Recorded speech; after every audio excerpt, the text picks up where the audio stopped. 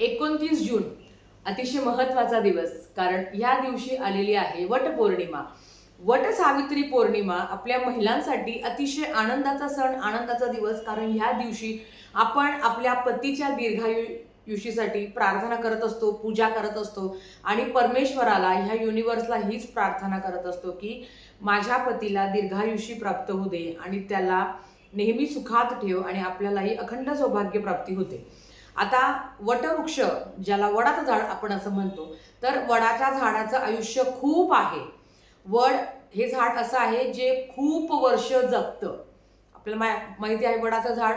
आता जेव्हा आपण पूजा करत असतो तेव्हा अगदी छोट्याशा पण झाडाची पूजा करू शकतो, पण मोस्टली मोठंच झाड असतं जे खूप जुनं असतं आणि आपल्या पण पतीला तेवढं आयुष्य मिळावं. आणि ह्याच म्हणजे वडाच्या झाडाखाली सत्यवान आणि सावित्री यांची कथा तुम्हाला माहिती आहे की वडाच्या झाडाखाली सत्यवानचे प्राण परत आले होते, म्हणून या झाडाला अनन्यसाधारण महत्व आहे आणि ह्या दिवशी या झाडाची पूजा करायची असते. आणि आता सगळ्यात महत्त्वाचं ना, आपण जेव्हा एखादी देवपूजा करत असतो, एखादी सेवा करत असतो, तर त्याच्यातल्या ज्या काही सकारात्मक लहरी आहे, जे काही शक्तीचे प्रतीक आहे, जे संपूर्ण विश्वातल्या ज्या काही सकारात्मक लहरी आहे किंवा ज्या काही प्रजापती लहरी आहेत त्या आपल्यापर्यंत आकृष्ट यावं, याच्यासाठी ना काही गोष्टी महत्त्वाच्या असतात. आता बघा, म्हणजे संपूर्ण काही घरात खूप छान पद्धत आहे की आपल्याला वटवृक्ष किंवा म्हणजे वटवृक्षाची पूजा करण्यासाठी किंबहुना वडाच्या झाडाची पूजा करण्यासाठी आपल्याला नवीन साडी परिधान करायची असते. प्रत्येक घरात खूप छान छान नियम असतात की प्रत्येक सावित्रीला नवरा आपल्या बायकोला नवीन साडी घेतो. आणि आजकाल, आधीच्या काळी ना प्रत्येक बायका सणावाराला साड्या घ्यायच्या, म्हणून वटवृक्षाची पूजा करताना किंवा वटपौर्णिमेला आता सेल लागला आहे तर आपण लगेच छान छान साड्या घेऊन येतो आणि छान आहे, छान दिसणं किंवा आपली जर परिस्थिती आहे तर छान साड्या घालणं. कारण आधीच्या काळी असं होतं बघा की सणवार आलं की साड्या घेतल्या जायच्या. आजकाल असं नाहीये. आजकाल असं की वाटलं तेव्हा आपण साड्या घेत असतो. आता सगळ्यात आधी नवीनच साडी घालावी का असा अट्टहास नाही. तुमच्याकडे जी स्वच्छ सुंदर साडी आहे, ज्याने तुम्ही छान दिसाल, तुम्हाला आनंद मिळेल, त्या साड्या तुम्ही घालू शकता. पण काही काही रंग आहे जे तुम्हाला काही ना काही ऊर्जा प्रदान करत असतात. त्या रंगांबद्दल आज आपण माहिती घेणार आहोत. याचा अर्थ याच रंगाची साडी घाला असं अजिबात नाही आहे. तुमच्याकडे जो रंग उपलब्ध आहे ना, त्या रंगाची तुम्ही साडी घालू शकता. पण मी तुम्हाला का सांगते, काही काही घरात खूप छान चालीरीती आहे किंवा पहिली वटपौर्णिमा आहे, पण आपण मग नवीन नवरीला छान साड्या वगैरे घालत असतो किंवा बऱ्याच वेळाला नऊवार घालून वडाच्या झाडाची पूजा केली जाते. तुम्हाला माहिती का, आपण जेव्हा वास्तुशांती करतो तेव्हा सुद्धा असं म्हणतात की म्हणजे नवऱ्याने आपल्याला सोहळं घालायचं असतं, मुलीने नऊवार घालायची असते, तेव्हा त्या पूजेला बसायचं असतं. पण आजकाल सगळं करता असं नाही आहे. तुम्ही छान पूजा करता तेच महत्वाचं आहे. तर हे सुद्धा तसंच आहे. याच रंगाची साडी घाला तरच तुम्हाला देव पावणार आहे असं अजिबात नाही आहे. पण काही रंग आहे जे आपल्याला पाळायचे आहे, ते आवर्जून तुम्हीही किंवा आपणही त्याचं पालन करणं महत्वाचं आहे. सगळ्यात आधी नवीनच साडी घेतली पाहिजे तर असं अजिबात नाही. नवीनच साडी घ्यावी असा कुठलाही अट्टहास नाही आहे.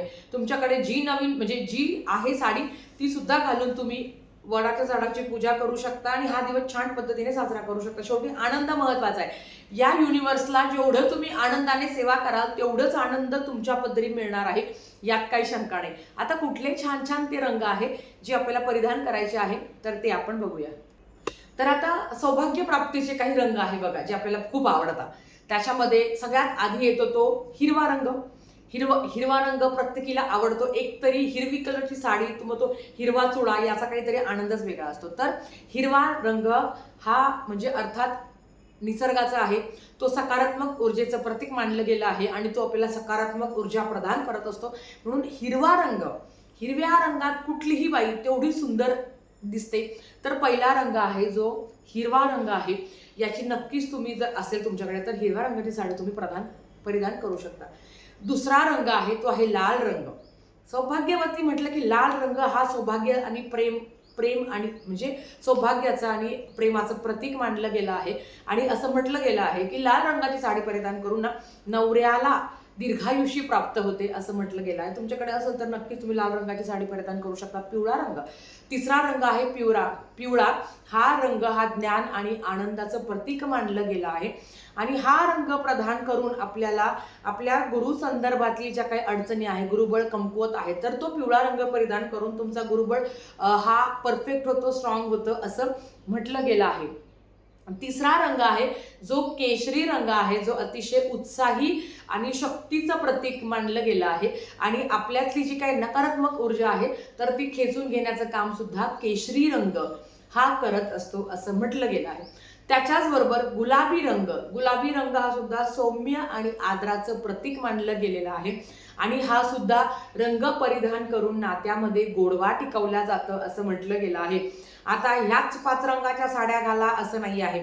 तुम्हाला माहिती आहे की आकाशी रंग हा सुद्धा तुमच्यातली जी काही नकारात्मकता आहे किंवा तुमच्यातलं बघा, प्रत्येकाच्या आयुष्यामध्ये काही ना काही निगेटिव्हिटी असते आणि जेव्हा त्या वडाच्या झाडाची पूजा करत असतो ना, तर आपली ही निगेटिव्हिटी कमी व्हावी आणि आपल्यातही निगेटिव्हिटी येऊ नये आणि जी काही पूजा करत आहे त्याच्यात जी काही पूजा करून ज्या काही प्रजापती लहरी आहे, जी काही सकारात्मक ऊर्जा आहे ती आपल्यापर्यंत यावं. तुम्हाला माहिती आहे देवीची ओटी भरत असताना आपण नेहमी काठाची साडी परिधान करत असतो, म्हणजे देवीला आपण देत असतो, ती देवीला आपण ओटीमध्ये का देत असतो, जरी काठाची साडी, ज्याला आपण काठपदर साड्या म्हणतो. का? कारण रेशीम मध्ये ज्या काही सकारात्मक ऊर्जा आहे, ज्या परमेश्वराकडनं आपल्याला आलेल्या आहे, ते आकृष्ट करण्याचं काम, ते साठवून ठेवण्याचं काम तर ती जरी काठ करत असतं, ज्याला आपण रेशीम म्हणत असतो. मग हे पण तसंच आहे. आता याचा अर्थ असा नाही की तुम्ही वर्कच्या साड्या घालू शकत नाही, पण जे काही आपला मूळ आहे की मी ज्या काही वडाच्या झाडाची पूजा केली आहे, तर वडाच्या झाडाची पूजा केल्यावर ज्या काही सकारात्मक लहरी आहे, ज्या माझ्यापर्यंत आलेल्या आहे, तर हे माझ्यापर्यंतच आकृष्ट, म्हणजे ते माझ्याचपर्यंत आलेलं आहे, ते माझ्याचपर्यंत थांबवण्याचं काम हे तो रेशीम करत असतो. म्हणून बघा, आपण जेव्हा ही देवाची पूजा करत असतो किंवा पूजेला जातो तेव्हा काठाची साडी आपण घालत असतो किंवा अगदी देवीची पण ओटी भरत असताना काठाचीच साडी आपण देवीला घालत असतो, तिला नेसवत असतो. आता तुमच्याकडे जी रंगाची साडी आहे त्या रंगाच्या साड्या तुम्ही परिधान करू शकता. मग तुम्ही ताई निळा घालू शकतो का, पर्पल घालू शकतो का, चॉकलेटी घालू शकतो का, सगळ्या रंग, फक्त काळा रंग सोडून तुम्ही कुठल्याही रंगाची साडी तुम्ही परिधान करू शकता. कारण काळा रंग प्रत्येकीला आवडतो. काळ्या रंगाचा ड्रेस आहे, काळ्या रंगाची जीन्स आहे, काळ्या रंगाच्या साड्या आहे. आपण संक्रांतीला काळा रंग, प्रत्येक स्त्रीकडे एक तरी काळ्या रंगाची साडी आणि तीच आवडते आणि तीच आपण घालू शकत नाही. का घालू शकत नाही? तर हिंदू धर्मामध्ये काळा रंग हा वर्ज्य मानला गेला आणि मेन म्हणजे वर्ज्य जरी असला, त्या काळ्या रंगावर जरी सेवा केली ना आपली, तर आपल्यात नकारात्मकता असते, त्याच्यामध्ये ते काळ्या रंगाचे कपडे आपण घालत असतो. त्याच्यामुळे त्या सेवा करून आपल्यात जी काही सकारात्मक ऊर्जा आलेली आहे ती आपल्यापर्यंत येतच नाही, कारण तो काळा रंग ती सगळ्या ऊर्जा स्वतःमध्ये घेत असतो. म्हणून शक्यतो कुठलाही सणवार असो तर काळा रंग आपण घालतच नाही. भले ऍटलिस्ट त्या दिवशी पूजा होईपर्यंत तरी तुम्ही काळ्या रंगाची साडी शक्यतो कोणी घालणारच नाही, काहीच प्रॉब्लेम नाही. आता येतो तो पांढरा रंग. ताई पांढरा रंग घालू शकतो का? कारण महादेवाची आपण जेव्हा पूजा करत असतो तेव्हा अर्थात आपण पांढरा रंग घालत असतो. मग आता पांढरा रंग घालू शकतो का? तर बघा, पांढऱ्या रंगाची तुम्ही साडी बिंदाच घालू शकता, पण तो संपूर्ण सफेद रंग नसावा. त्याच्यामध्ये फुलं पानं काही ना काही असतात बघा आपले, किंवा पांढऱ्या रंगाची कशी पैठणी असते किंवा छान छान ज्या काही पैठण्यांचे प्रकार आहे, तो पांढरा रंग असतो, पण त्याला लाल काठ असतात किंवा पिवळे काठ असतात, निळे काठ असतात, हिरवे काठ असतात. अशा पण साड्या तुम्ही घालू शकता. म्हणजे काठाची साडी पण पांढऱ्या रंगाची घालू शकतो का? तर ते तुम्ही घालू शकता. फक्त शुद्ध पूर्ण असा पांढरासर नसावा, त्याच्यावर काही ना काही डिझाईन, फुलं, पानं जे काही आपण घालत असतो किंवा घेत असतो ते तुम्ही ठेवलं तरी हरकत नाही. तर या पद्धतीने तुम्हाला याचं कारण पण मी तुम्हाला सांगितलं की प्रत्येक रंग हा तुम्हाला कुठला ना कुठला आनंद देत असतो. प्रत्येक रंग हा तुमचा ऑरा क्लिअर करत असतो आणि ज्या काही सेवा तुम्ही उपास तापास धरून आपण करत आहे तर त्याची पण सकारात्मक लहरी आपल्यापर्यंत याव्या, आपल्यापर्यंत येऊन त्याने थांबावं, म्हणून हे रंग आहे जे तुम्ही परिधान करू शकता. याच्यातले जे रंग तुम्हाला आवडतात याच्यात व्यतिरिक्त पण काळा रंग सोडून जो रंग तुम्हाला आवडतो तो तुम्ही घालू शकता. ठीक आहे, तर आजच्यासाठी फक्त इतकं झालेली सेवा स्वामींच्या चरणी मी रुजू करते आणि आजचा व्हिडिओ इथेच थांबवते. आवडला असेल तर लाईक शेअर सबस्क्राईब करा. भेटूया परत अशाच एका व्हिडिओ सोबत. तोपर्यंत श्री स्वामी समर्थ.